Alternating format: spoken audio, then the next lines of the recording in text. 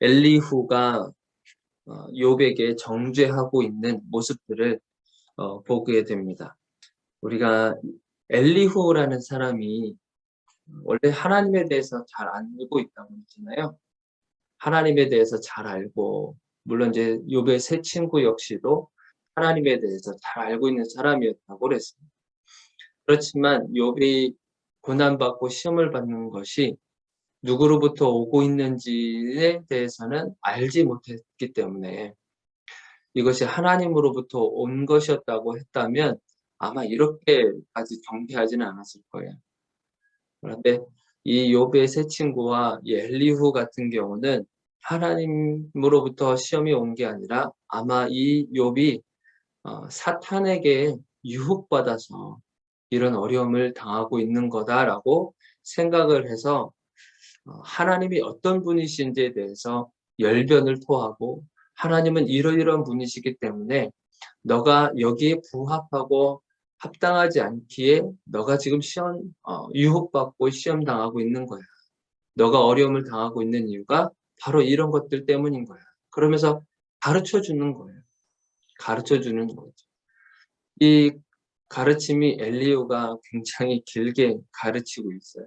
이 욥한테 1절, 오늘 본문 말씀이 1절부터 9절까지가 이 엘리후에 대한 정죄함을 표현하고 있는데, 여러분들 정죄를 왜 할까요?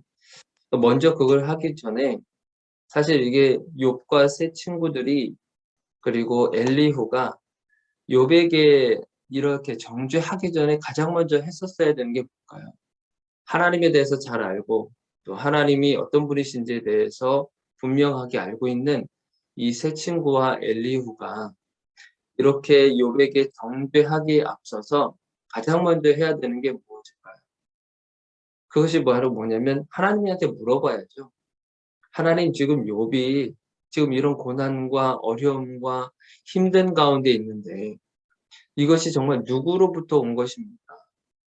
하나님께서 허락하신 것입니까? 아니면 이 욥이 정말 우리가 생각한 대로 사탄에게 유혹을 받아서 지금 이런 어려움을 당하고 있는 것입니까?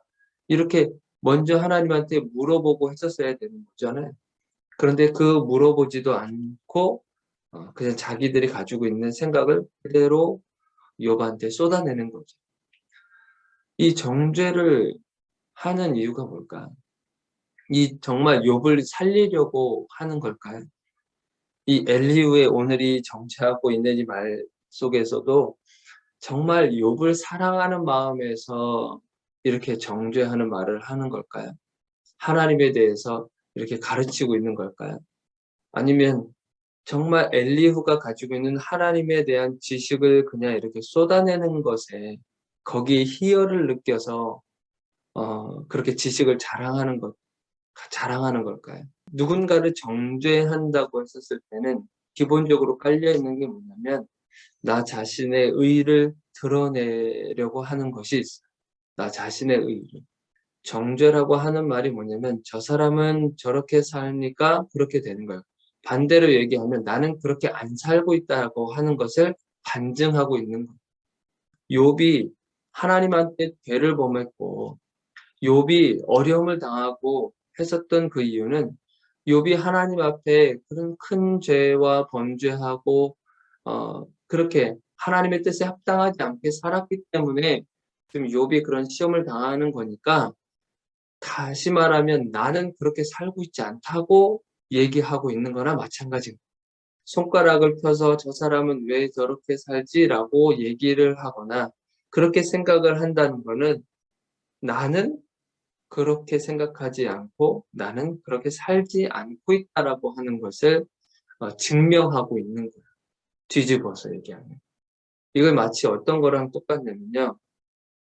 여러분들 사도행전에 보면은 그 스데반 집사님께서 돌에 맞아 순교하는 장면을 여러분들이 볼 수 있을 거예요. 돌에 맞아 순교할 때 스데반 집사님이 예수 그리스도의 복음을 전하고 있었을 때 사람들이 둘러싸서 돌을 하나씩 하나씩 들잖아요.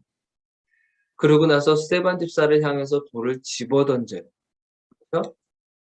자, 그런데 그 상황에서 만약에 스데반 집사를 향해서 돌을 다 집어드는데 만약에 나만 그 돌을 집어들지 않는다고 한다면 이게 어떤 뜻이겠어요? 나는 이 스데반 집사가 하는 말에 동의를 한다. 스데반 집사가 하는 복음의 메시지가 맞다고 생각한다라고 생각하기 때문에 돌을 들지 않는 거예요. 그렇죠?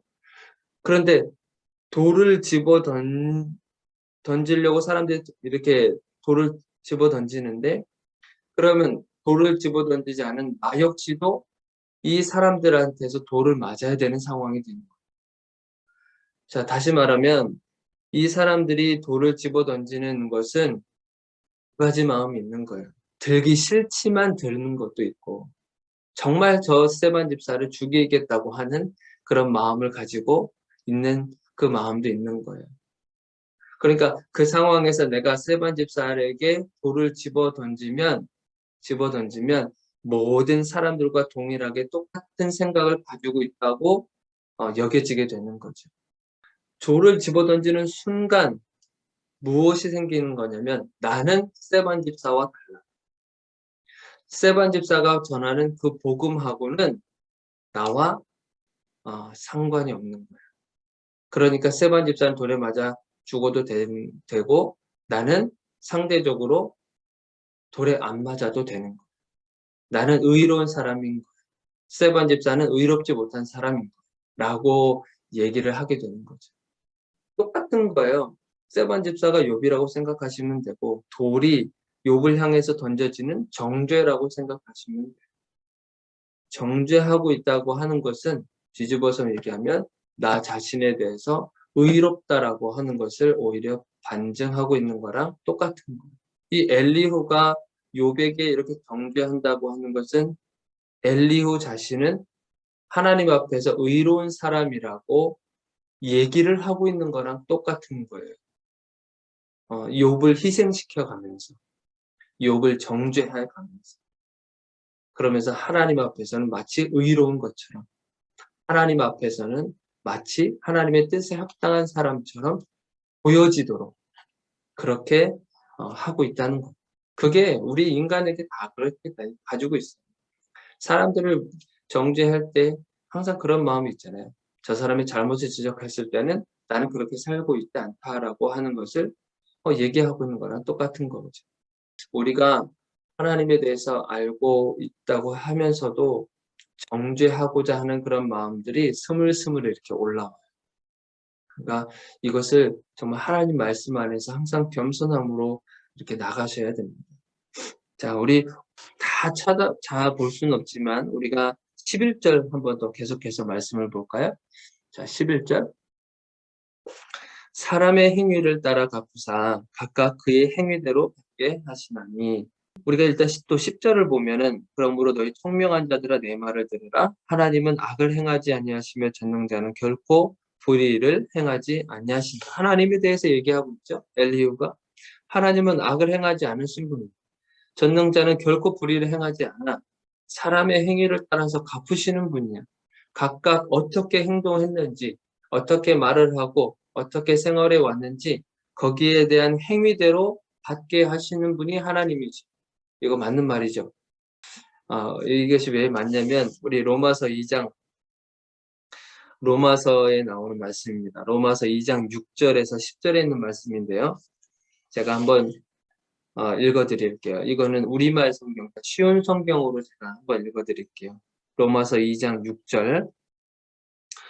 하나님께서는 각 사람이 행한 그대로 갚아주실 것입니다. 그렇죠? 각 사람이 행한 대로 갚아주신대요. 7절. 인내로서 선한 일을 행하며 영광과 존귀와 영원한 것을 구하는 사람들에게는 하나님께서 영생을 주실 것입니다. 그러니까 선을 행하는 사람에게는 영원한 것을 주신다는 거예요. 자, 그러나 이기적인 욕심만 가득하여 진리를 거스르고 옳지 않은 것을 따르는 사람에게는 하나님께서 진노와 화를 내리실 것입니다. 그러니까 이기적인 욕심으로 가득 차 있고 악한 것을 향한 사람들에게 하나님께서 진노가 있고 화를 내리신다는 거예요. 저 9절에도 보니까 악한 일을 행하는 모든 사람에게 환난과 고통이 있을 것이다. 10절에 보니까 선한 일을 행하는 모든 사람에게는 영광과 존귀와 평강이 있을 것이다. 그렇게 얘기를 하신 거예요. 그러니까 이 엘리후가 하나님에 대해서 알고 있는 거예요. 사람이 행하는 대로 각자 그 행하는 대로 선을 행하는 사람에게는 하나님께서 영생함을 허락하실 것이고 악을 행하는 자들에게는 분노가 일어나며 그리고 환난이 있을 것이고 고통이 있을 것이다. 그렇게 얘기하고 있는. 자, 그러니까 엘리후는 너무나 하나님에 대해서 잘 알고 있지만 하나님의 진정한 뜻을 모르고 있는 거죠. 우리가 성경에 대해서 많이 안다고 착각을 해요. 저도요, 성경을 정말 몇십 년, 정말 오랫동안 보고 공부도 하고 연구도 하고 했는데, 성경을 읽으면 읽을수록 너무나 신비로워요. 내가 이런 성경 구절도, 성경에 이런 것도 있었나? 이런 인물들이 있었나? 이걸 매일매일 이것을 경험하게 돼요.